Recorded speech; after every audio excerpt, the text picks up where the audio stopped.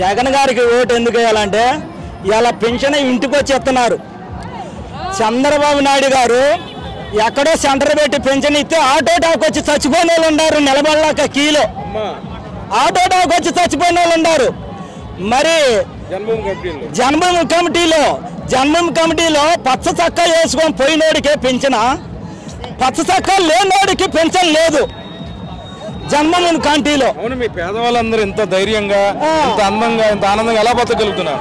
ఎలా బతుకుతున్నాడు? జగన్ ఉండబట్టే బతుకునే. లేకపోతే ఈ పార్టీకల్లా 30 మందితో ఆటో డాక్ వచ్చి చచ్చిపోయేవాళ్ళు. ఆయన పెన్షన్ ఇటువైతే అంతే.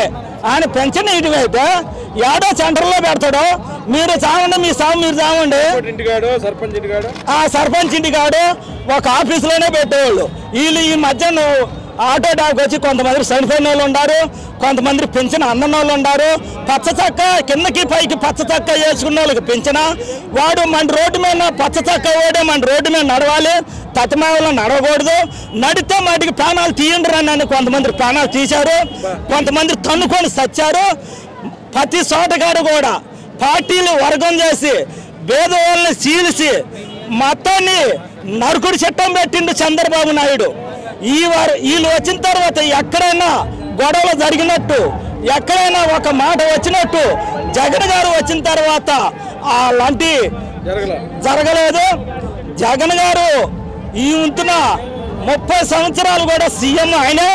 మళ్ళీ పైపచ్చు జూనియర్ ఎన్టీఆర్ నందమూరి ఎన్టీ రామారావుని చంపింది కూడా ఆయనే. జూనియర్ ఎన్టీఆర్ అయితే వాడు సాయిబు, జూనియర్ ఎన్టీఆర్ సాయిబు.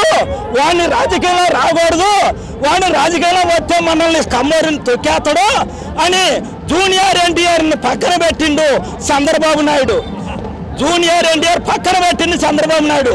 మళ్ళీ జూనియర్ ఎన్టీఆర్, మళ్ళీ సీమాందరికి జూనియర్ ఎన్టీఆర్ వస్తేనే మళ్ళీ జగన్ ఓడిపోవడం జరిగింది. కానీ ఈ లోపల ఓడిపోవడం అనేది జరగదు.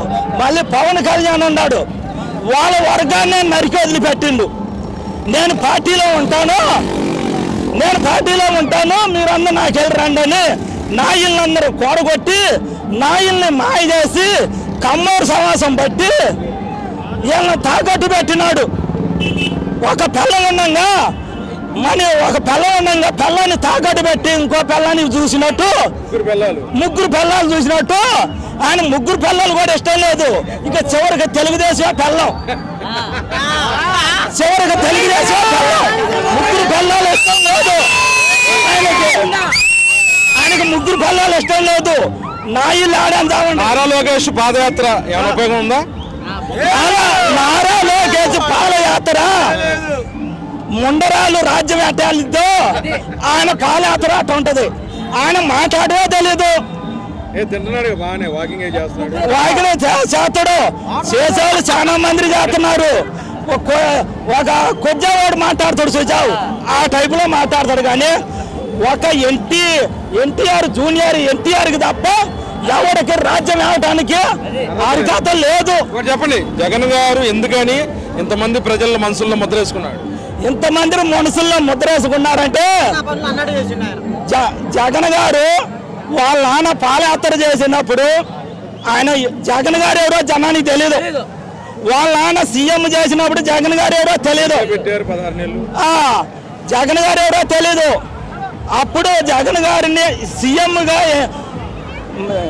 రాజశేఖర రెడ్డిని సీఎంగా ఈ లోకానికి లేకుండా చేయటానికి ఈ రాష్ట్రంలో గ్యాస్ మన ఆంధ్రప్రదేశ్లో గ్యాస్ తయారవుతుంది కాబట్టి ఏరే రాష్ట్రానికి అప్పు ఇవ్వమంటున్నారు సోనియా గాంధీ.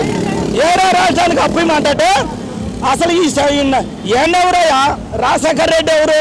ఏరే రాష్ట్రానికి అప్పు ఇవ్వమంటే మన రాష్ట్రానికే కావాలంటాడు. మన రాష్ట్రంలో గ్యాస్ తయారవుతుంది. మనకి ఎక్కువైన తర్వాత నీకు అన్నం తింటాను, నీకు ఎక్కువైన తర్వాతనే నాకు పెడతావు, లేకుంటే నువ్వు పెట్టావు కదా.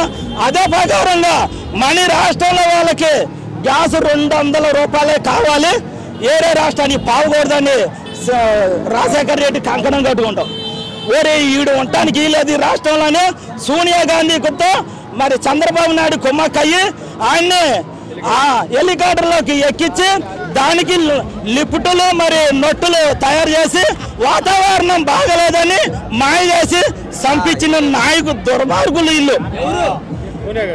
సోనియా గాంధీ, చంద్రబాబు నాయుడు వీళ్ళిద్దరు దుర్మార్గులు. అందుకే సోనియా గాంధీ పతనం అయిపోయింది, మట్టి కొట్టుకొని పోయింది. ఇవాళ సంతోషపడుతున్నారు తెలంగాణలో వచ్చినారని.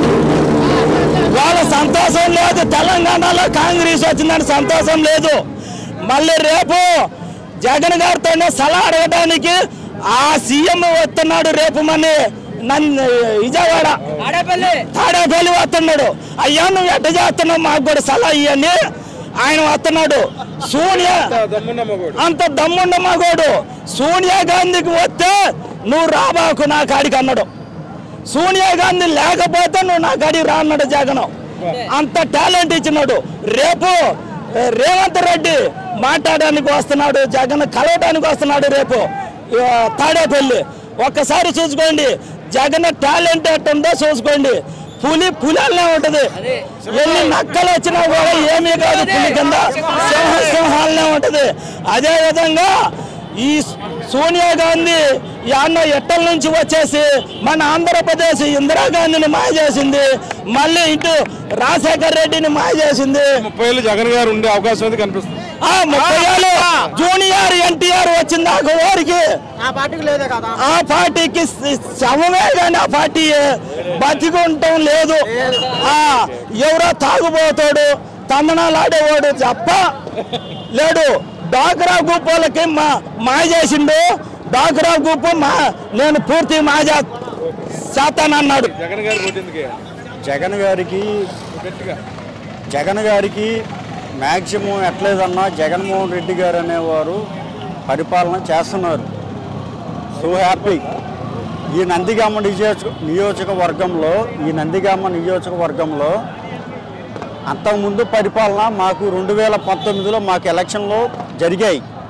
అంతకుముందు పరిపాలన మాకు నందిగామలో మాకు నచ్చలేదు. ఇప్పుడు బాగుంది. మొండుతోక జగన్మోహన్ రెడ్డి గారు వచ్చిన తర్వాత మాకు పరిపాలన బాగుంది. నందిగామలో ఏ ట్రాఫిక్ లేవు, ఎటువంటి ఏ ఇబ్బంది లేకుండా పలానా పోలీసు వ్యవస్థ అనేసి ప్రతి ఒక్క విషయం అందుబాటులో వ్యవహారం అనేది ఇదిగా ఉంది. మాకు ఈనాడు అనేది ఒక విషయంగా చెప్పాలి అనేసి అనుకుంటే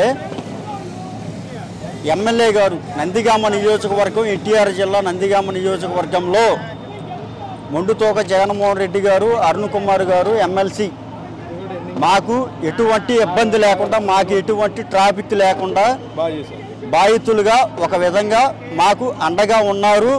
ఇప్పటికి కూడా ఎన్నటికి కూడా ఇప్పటికీ కూడా నందిగామ మండలం నియోజకవర్గంలో కూడా ఇప్పటికీ ఉండాలి. ఎవడొచ్చినా కానీ ఊరుకునేది లేదు. ఓకే. ఇంకొక విషయం ఏంటంటే అంతకుముందు గత ప్రభుత్వంలో తంగిరాల సోమయ్య గారు ఉన్నారు.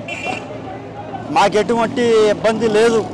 మేము నా పరిస్థితిని బట్టి ఒక 2 ఎకరాలు పొలం వేస్తే వరదొచ్చి కొట్టకపోతే తంగిరాల సోమయ్య గారు వచ్చి ఇంటి ముందు పొలం దగ్గరకు వచ్చి మీకు ఇది పరిస్థితి, మీకు న్యాయం చేస్తామన్నారు. లేదు. నందిగామ నియోజకవర్గంలో ప్రతి ఒక్క మండలం, నందిగామ నియోజకవర్గంలో 24 గ్రామాలు ఉన్నాయి. ఈ 24 గ్రామాల్లో అందరూ పట్టించుకునే వ్యవస్థ ఉండాలి. ప్రతి ఒక్కరికి ప్రతి కార్యకర్తలు అనేది ఏ విధంగా అనేసి ఉండాలనేసి అంటే మన నందిగామ నియోజకవర్గంలో మొండుతోక జగన్మోహన్ రెడ్డి గారు ఉండాల్సింది.